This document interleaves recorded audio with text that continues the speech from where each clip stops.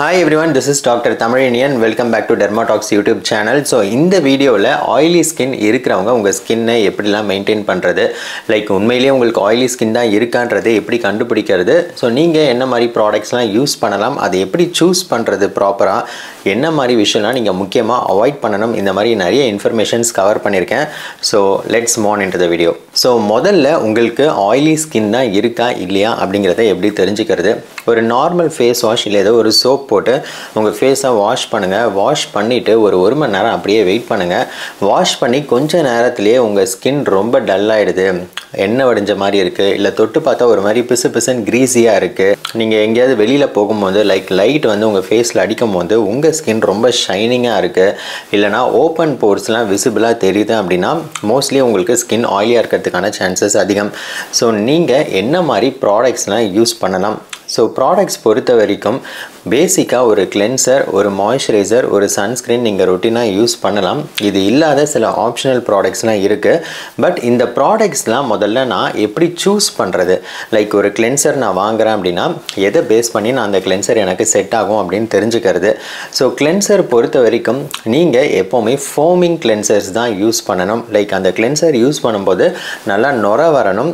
சும்மா வந்து இந்த ஹைட்ரேட்டிங் கிளென்சர்ஸ் மாதிரி நுரையே இல்லாத கிளென்சர்ஸ்லாம் நீங்கள் யூஸ் பண்ணீங்க அப்படின்னா உங்களுக்கு ஸ்கின் வாஷ் பண்ணதுக்கு அப்புறமாகவும் டல்லாக தான் இருக்கும். நல்ல நுர வர மாதிரியான ஒரு கிளென்சர் யூஸ் பண்ணாதான் அந்த வாஷ் பண்ணதுக்கப்புறம் ஸ்கின்னில் இருக்கிற ஆயிலினஸ் குறைஞ்சு உங்களுக்கு ஸ்கின் ஃப்ரெஷ்ஷாக இருக்கிற மாதிரி இருக்கும். ஸோ நீங்கள் ஜென்டில் ஃபோமிங் கிளென்சர்ஸ் இல்லைனா வந்து ஜென்டில் எக்ஸ்ஃபோலியேட்டிங் கிளென்சர்ஸ் ரெகுலர் யூஸ்க்கு யூஸ் பண்ணிக்கலாம். ஸோ எனக்கு வந்து ஸ்கின் கொஞ்சம் ஆயிலி அண்ட் ஆல்சோ சென்சிட்டிவ் அப்படின்னா ஜென்டில் ஃபோமிங் கிளென்சர்ஸ் யூஸ் பண்ணலாம். இல்லை எனக்கு சென்சிட்டிவ் ஸ்கின்லாம் கிடையாது, என்ன மாதிரி ப்ராடக்ட்னாலும் எனக்கு செட் ஆகிடும் அப்படிங்கிறவங்க ஜென்டில் எக்ஸ்ஃபோலியன்ட் கிளென்சர்ஸை ரெகுலராக யூஸ் பண்ணலாம். ஸோ இந்த ஜென்டில் எக்ஸ்ஃபோலியன்ட் கிளென்சர்ஸில் டிட்டர்ஜென்ட்ஸ் வந்து ரொம்ப மைல்டாக யூஸ் பண்ணியிருப்பாங்க. Like sodium lauryl glucoside, cocamidopropyl betaine, இந்த மாதிரி இது கூட சில exfoliating ingredients like salicylic acid, glycolic acid, mandelic acid இதெல்லாமும் ஆட் பண்ணியிருப்பாங்க. இது இல்லாமல் இன்னொரு வகையான எக்ஸ்ஃபோலியன்ட் கிளென்சர் இருக்குது, டீப் எக்ஸ்ஃபோலியேட்டிங் கிளென்சர் அப்படின்னு சொல்லுவாங்க.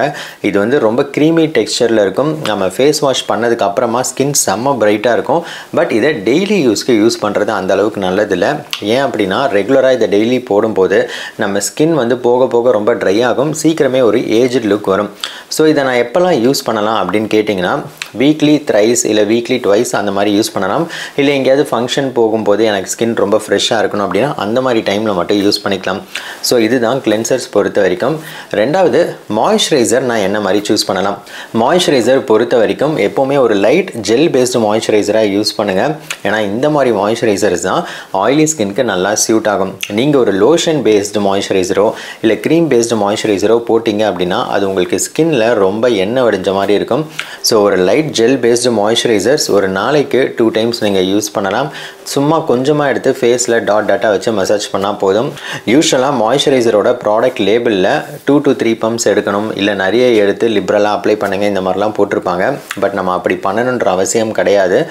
கொஞ்சமாக எடுத்து டாட்டா வச்சு நல்லா ஒரு 2 minutes மசாஜ் பண்ணிங்க அப்படின்னா ஆயிலி ஸ்கின்க்கு இந்த மாதிரி போட்டாலே போதும். ஏன்னா நம்ம ஸ்கின்னில் செக்ரேட் ஆகிற ஆயில் ஏற்கனவே நமக்கு ஒரு நல்ல மாய்ஸ்சரைசிங் எஃபெக்ட் கொடுக்கும். அண்ட் ஆல்சோ அந்த மாய்ஸ்சரைசரோட லேபிளில் சில விஷயங்கள் நீங்கள் முக்கியமாக நோட் பண்ணணும். நான் ஆயிலி, நான் கொமிடோஜெனிக் இந்த மாதிரிலாம் போட்டிருக்கான்னு சொல்லி செக் பண்ணுங்கள். ஈவன் நான் கிரீஸி அப்படின்னு கூட சில மாய்ஸ்சரைசர்ஸில் போட்டிருக்கோம். அண்ட் சில மாய்ஸ்சரைசர்ஸில் ஈவன் சாலிசிலிக் ஆசிட் கூட ஆட் பண்ணியிருப்பாங்க. So oily acne prone skin இருக்கிறவங்களுக்கு அந்த மாதிரி மாய்ஸ்சரைசர்ஸ் கூட நல்லாவே செட் ஆகும். கம்மிங் டு சன்ஸ்க்ரீன் பொறுத்த வரைக்கும் மாய்ஸ்சரைசர் மாதிரியே தான் இதுவும் ஒரு லைட் ஜெல் பேஸ்டு சன்ஸ்க்ரீனாக யூஸ் பண்ணுங்கள். SPF 30 to 50 இருக்கிற சன்ஸ்க்ரீனாக யூஸ் பண்ணால் போதும். அண்ட் சன்ஸ்க்ரீன் நான் வந்து டெய்லி ரெகுலராக மார்னிங் அப்ளை பண்ணணுமா அப்படின்னு கேட்டிங்கன்னா நீங்கள் வெளியில் வெயில் அடிக்கிற டைம் போகிறீங்க அப்படின்னா அந்த டைம் சன்ஸ்க்ரீன் யூஸ் பண்ணால் போதும். வீட்டுக்குள்ளே இருக்கும் போது ஒன்று வாஷ் பண்ணிவிட்டு ஃப்ரீயாக விட்டுருங்க, இல்லை வெறும் மாய்ஸ்சரைசர் மட்டும் கூட போட்டுக்காங்க. சன்ஸ்க்ரீன் SPF 30 இருந்தால் கூட ஓகே தான். பட் என்னன்னா ரொம்ப நேரம் வெளியில் இருக்கீங்க அப்படின்னா ஒரு 3 to 4 hours ஒன்ஸ் நீங்கள் அதை ரீஅப்ளை பண்ணணும். So go for a light gel based sunscreen. Cream பேஸ்டோ இல்லை லோஷன் பேஸ்டோ போட்டிங்க அப்படின்னா உங்கள் ஸ்கின்னில் அது ரொம்ப எண்ணெய் வடிஞ்ச மாதிரி இல்லை ரொம்ப திக்காக ஹெவியாக ஃபீல் ஆகும். கிளென்சர், மாய்ஸ்சரைசர், சன்ஸ்க்ரீன் இது இல்லாமல் வேறு ஏதாச்சும் ப்ராடக்ட் யூஸ் பண்ணலாமா? சம் அதர் ப்ராடக்ட்ஸ் நீங்கள் ஆப்ஷனலாக வச்சுக்கலாம். ஒன்று சீரம். ஸோ சீரம் பொறுத்த வரைக்கும் salicylic acid, salicylic acid, niacinamide, retinal இந்த மாதிரி சீரம்ஸ்லாம் ஆயிலி ஸ்கின் இருக்கிறவங்களுக்கு நல்லாவே சூட் ஆகும். இதில் நோட் பண்ண வேண்டிய ஒரு விஷயம், retinal, salicylic acid, salicylic acid இது மூணும் நம்ம ஒன்றா கம்பைன் பண்ணக்கூடாது, சிவியர் இரிட்டேஷன் வரும். பட் ரெட்டினால் கூட இதில் ஏதாச்சும் ஒன்று கம்பைன் பண்ணலாமான்னு கேட்டிங்கன்னா நியாசினமைட் வேணால் கம்பைன் பண்ணிக்கலாம், அதில் ஒன்றும் ப்ராப்ளம் கிடையாது. ஸோ சீரம் போட்டால் எனக்கு வந்து ஸ்கின்க்கு செட் ஆக மாட்டேங்குது, எனக்கு வந்து ஒரே ஒரு நைட் க்ரீமாக கொடுங்க அப்படின்னா you can go for a retinol based cream இல்லை salicylic acid based cream. So இந்த மாதிரி க்ரீம்ஸை நீங்கள் டெய்லி நைட்டு யூஸ் பண்ணிக்கலாம் வேணும்னா. இது தவிர்த்து ஆயிலி ஸ்கின் இருக்கிறவங்களுக்கு வேறு எதுவும் பெருசாக தேவைப்படாது. ட்ரீட்மெண்ட் வைஸ் போனால் நீங்கள் வந்து மந்த்லி ஒன்ஸ் கெமிக்கல் பீல் இந்த மாதிரி வேணால் பண்ணிக்கலாம். So oil secretion, open force இதெல்லாம் ரெடியூஸ் பண்ணுறதுக்கு ஹெல்ப் பண்ணும். அண்ட் ஃபர்தராக இந்த ஃபேஸ் மாஸ்க், டோனர் இந்த மாதிரி ப்ராடக்ட்ஸ்லாம் வாங்கி யூஸ் பண்ணாதீங்க.